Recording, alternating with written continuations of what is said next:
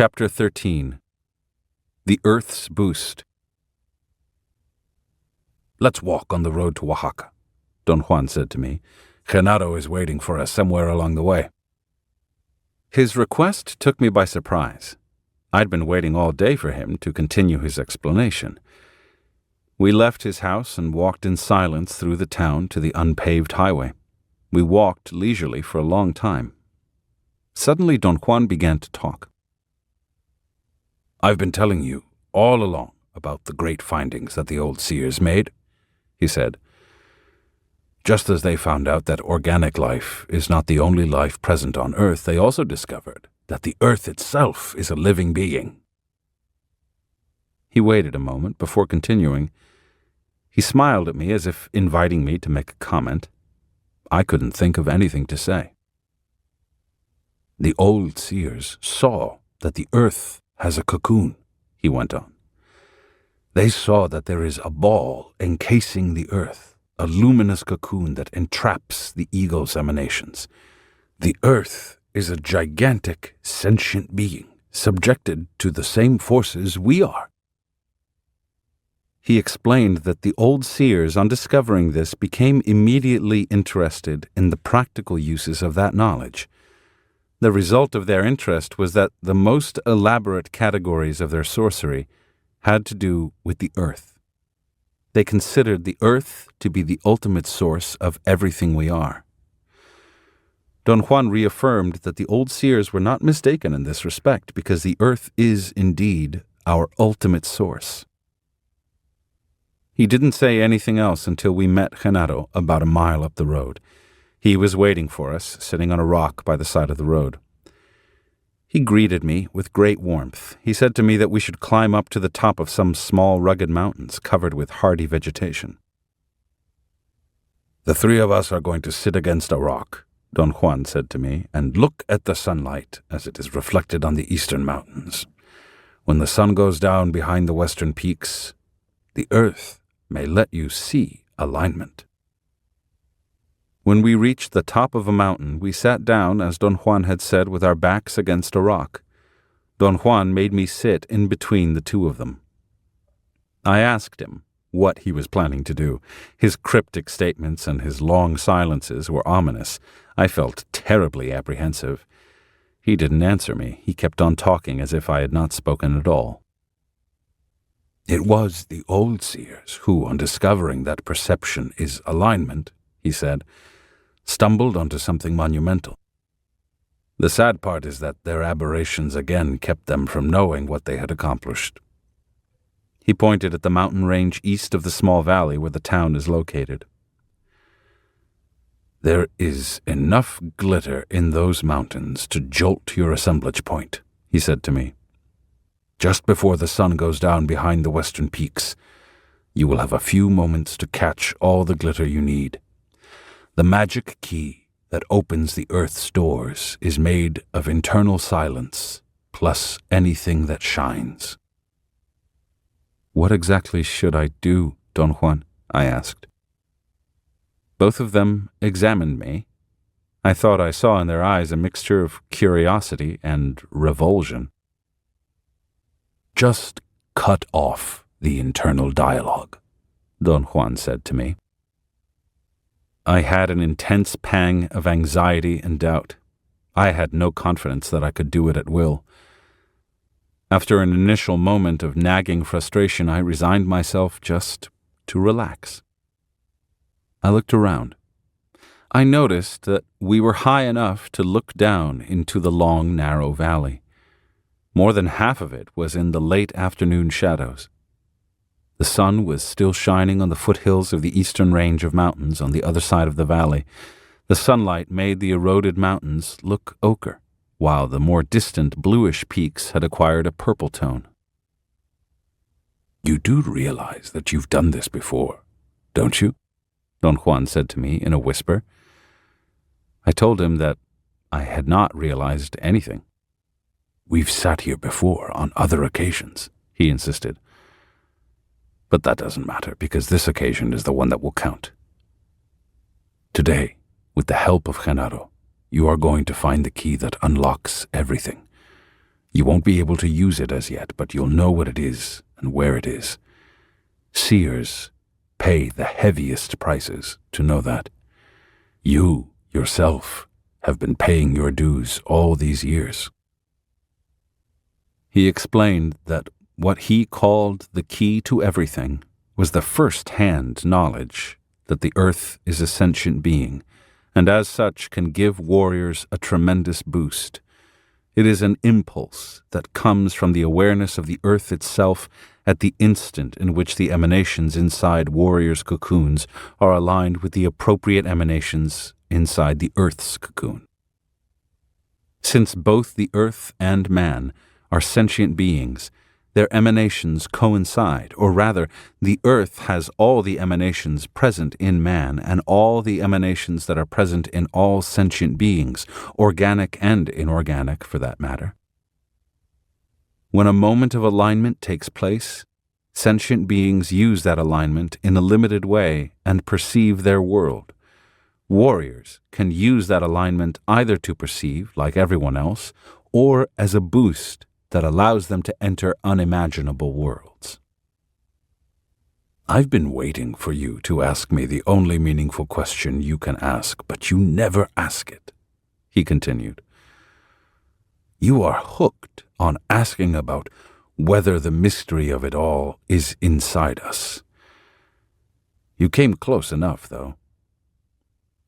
The unknown is not really inside the cocoon of man in the emanations untouched by awareness, and yet it is there, in a manner of speaking.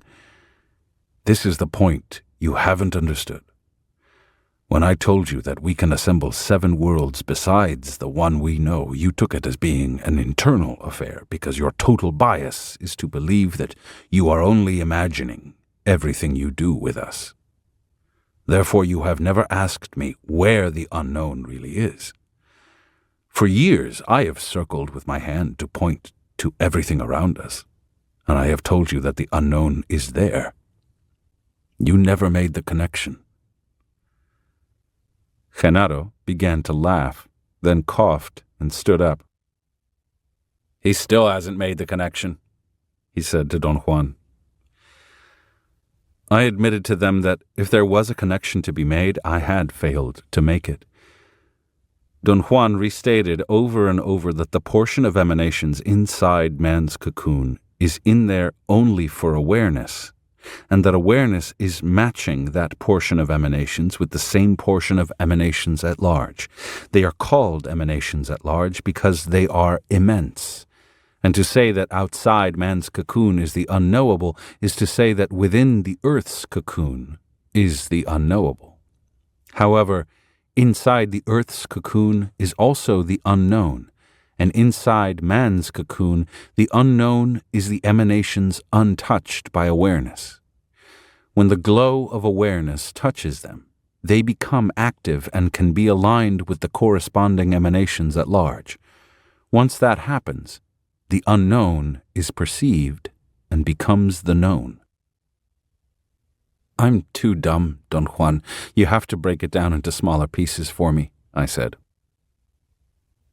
"Genaro is going to break it up for you," Don Juan retorted. Genaro stood up and started doing the same gait of power that he had done before when he circled an enormous flat rock in a cornfield by his house while Don Juan had watched in fascination. This time, Don Juan whispered in my ear that I should try to hear Genaro's movements, especially the movements of his thighs as they went up against his chest every time he stepped. I followed Genaro's movements with my eyes.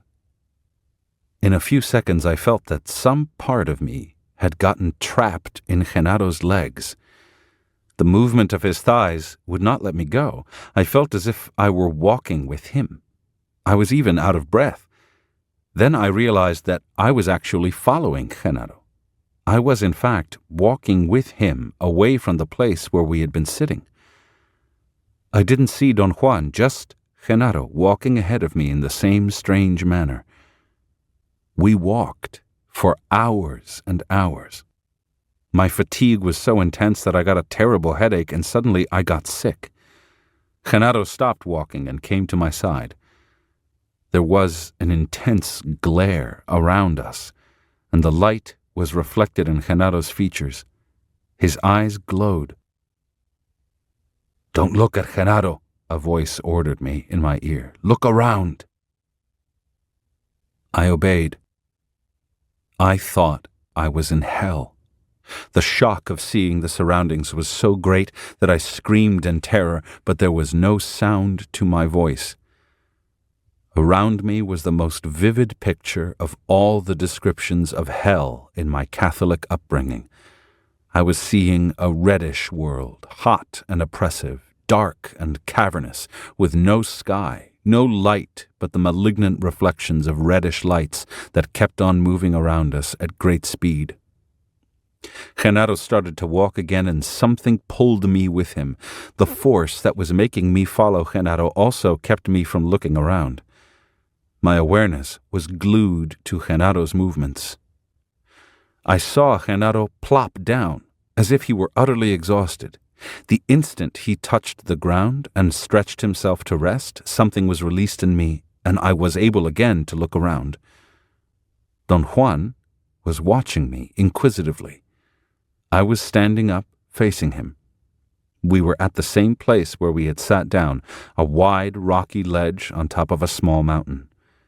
Genaro was panting and wheezing, and so was I. I was covered with perspiration. My hair was dripping wet. My clothes were soaked, as if I had been dunked in a river. "My God, what's going on?" I exclaimed in utter seriousness and concern. The exclamation sounded so silly that Don Juan and Genaro started to laugh. "We're trying to make you understand alignment," Genaro said. Don Juan gently helped me to sit down. He sat by me. "Do you remember what happened?" he asked me. I told him that I did, and he insisted that I tell him exactly what I had seen. His request was incongruous with what he had told me, that the only value of my experiences was the movement of my assemblage point and not the content of my visions. He explained that Genaro had tried to help me before in very much the same fashion as he had just done, but that I could never remember anything. He said that Genaro had guided my assemblage point this time, as he had done before, to assemble a world with another of the great bands of emanations. There was a long silence. I was numb, shocked, yet my awareness was as keen as it had ever been. I thought I had finally understood what alignment was, something inside me which I had been activating without knowing how, gave me the certainty that I had comprehended a great truth. "I think you're beginning to gather your own momentum," Don Juan said to me. "Let's go home. You've had enough for one day." "Oh, come on," Genaro said. "He's stronger than a bull. He's got to be pushed a little further." "No," Don Juan said emphatically. "We've got to save his strength. He's only got so much of it." Genaro insisted that we stay. He looked at me and winked. "Look," he said to me, pointing to the eastern range of mountains. "The sun has hardly moved an inch over those mountains, and yet you plodded in hell for hours and hours. Don't you find that overwhelming?" "Don't scare him unnecessarily," Don Juan protested, almost vehemently. It was then that I saw their maneuvers. At that moment, the voice of seeing told me that Don Juan and Genaro were a team of superb stalkers playing with me. It was Don Juan who always pushed me beyond my limits, but he always let Genaro be the heavy. That day at Genaro's house, when I reached a dangerous state of hysterical fright as Genaro questioned Don Juan whether I should be pushed, and Don Juan assured me that Genaro was enjoying himself at my expense, Genaro was actually worrying about me. My seeing was so shocking to me that I began to laugh. Both Don Juan and Genaro looked at me with surprise. Then Don Juan seemed to realize at once what was going through my mind. He told Genaro, and both of them laughed like children. "You're coming of age," Don Juan said to me. "Right on time. You're neither too stupid nor too bright, just like me. You're not like me and your aberrations. There you are more like the Nagual Julian, except that he was brilliant." He stood up and stretched his back. He looked at me with the most piercing, ferocious eyes I had ever seen. I looked up. "A Nagual never lets anyone know that he is in charge," he said to me. "A Nagual comes and goes without leaving a trace. That freedom is what makes him a Nagual." His eyes glared for an instant, and then they were covered by a cloud of mellowness, kindness, humanness, and they were again Don Juan's eyes. I could hardly keep my balance. I was swooning helplessly. Genaro jumped to my side and helped me to sit down. Both of them sat down, flanking me. "You are going to catch a boost from the earth," Don Juan said to me in one ear. "Think about the Nagual's eyes," Genaro said to me in the other. "The boost will come at the moment you see the glitter on the top of that mountain," Don Juan said, and pointed to the highest peak on the eastern range. "You'll never see the Nagual's eyes again," Genaro whispered. "Go with the boost wherever it takes you," Don Juan said. "If you think of the Nagual's eyes, you'll realize that there are two sides to a coin," Genaro whispered. I wanted to think about what both of them were saying, but my thoughts did not obey me. Something was pressing down on me. I felt I was shrinking. I had a sensation of nausea. I saw the evening shadows advancing rapidly up the sides of those eastern mountains. I had the feeling that I was running after them. "Here we go," Genaro said in my ear. "Watch the big peak. Watch the glitter," Don Juan said in my other ear. There was, indeed, a point of intense brilliance where Don Juan had pointed, on the highest peak of the range. I watched the last ray of sunlight being reflected on it. I felt a hole in the pit of my stomach, just as if I were on a roller coaster. I felt, rather than heard, a faraway earthquake rumble, which abruptly overtook me. The seismic waves were so loud and so enormous that they lost all meaning for me. I was an insignificant microbe being twisted and twirled. The motion slowed down by degrees. There was one more jolt before everything came to a halt.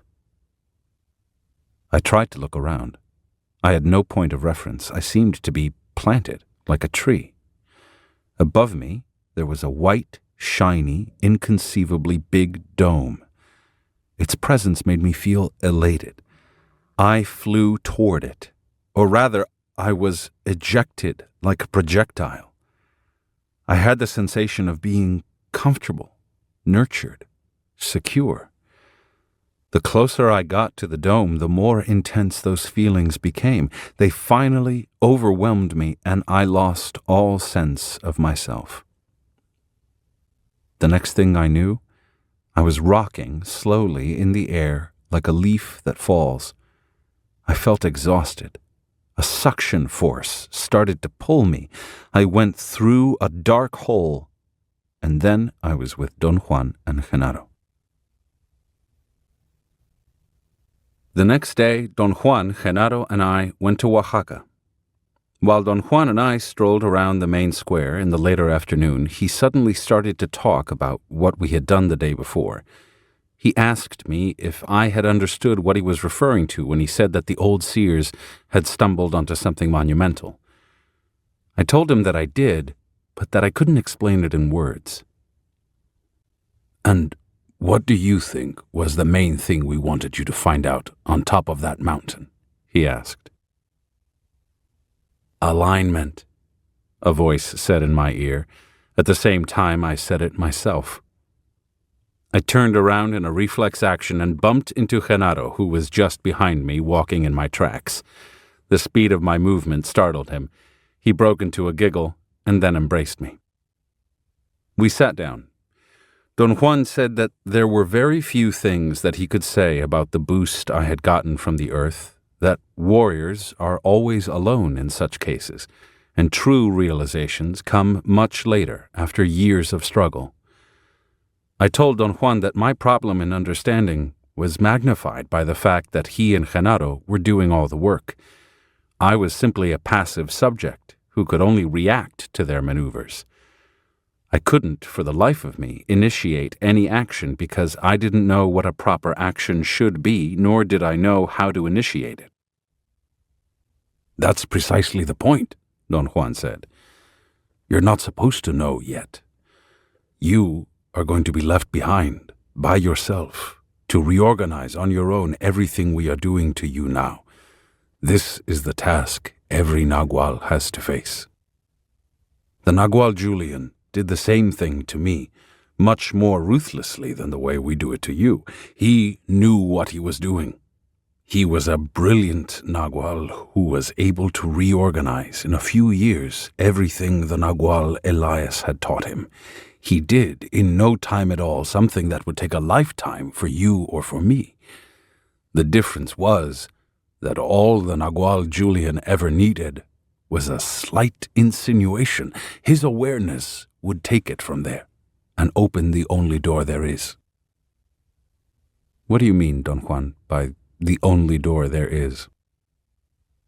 I mean that when man's assemblage point moves beyond a crucial limit, the results are always the same for every man.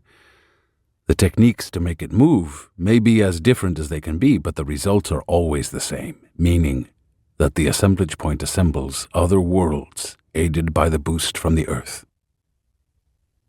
Is the boost from the earth the same for every man, Don Juan? Of course. The difficulty for the average man is the internal dialogue. Only when a state of total silence is attained can one use the boost. You will corroborate that truth the day you try to use that boost by yourself. I wouldn't recommend that you try it, Genaro said sincerely. It takes years to become an impeccable warrior. In order to withstand the impact of the Earth's boost, you must be better than you are now. The speed of that boost will dissolve everything about you, Don Juan said. Under its impact, we become nothing. Speed and the sense of individual existence don't go together. Yesterday on the mountain, Genaro and I supported you and served as your anchors. Otherwise, you wouldn't have returned. You'd be like some men who purposely used that boost and went into the unknown and are still roaming in some incomprehensible immensity. I wanted him to elaborate on that, but he refused. He changed the subject abruptly. There's one thing you haven't understood yet about the Earth's being a sentient being, he said.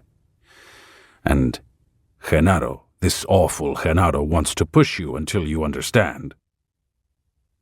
Both of them laughed. Genaro playfully shoved me and winked at me as he mouthed the words, "I am awful." Genaro is a terrible taskmaster, mean and ruthless, Don Juan continued. He doesn't give a hoot about your fears and pushes you mercilessly. If it wasn't for me... He was a perfect picture of a good, thoughtful old gentleman. He lowered his eyes and sighed. The two of them broke into roaring laughter. When they had quieted down, Don Juan said that Genaro wanted to show me what I had not understood yet, that the supreme awareness of the earth is what makes it possible for us to change into other great bands of emanations. We living beings are perceivers, he said, and we perceive because some emanations inside man's cocoon become aligned with some emanations outside. Alignment, therefore, is the secret passageway, and the Earth's boost is the key.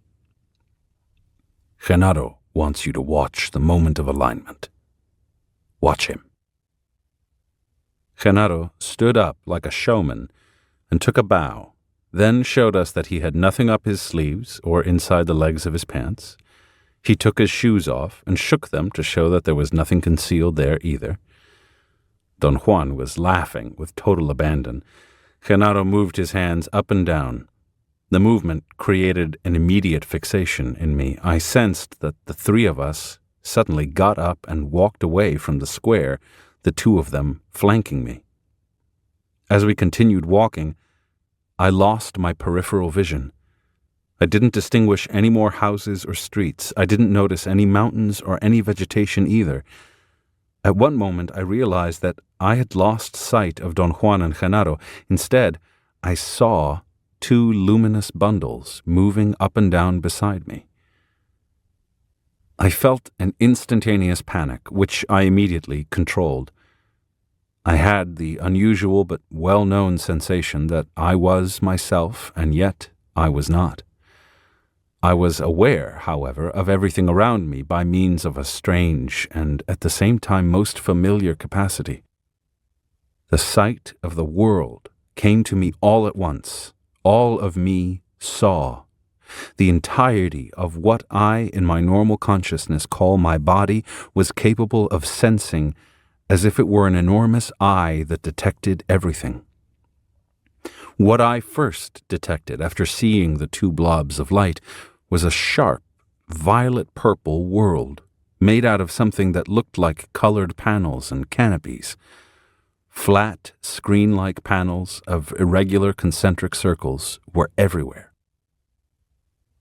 I felt a great pressure all over me, and then I heard a voice in my ear. I was seeing.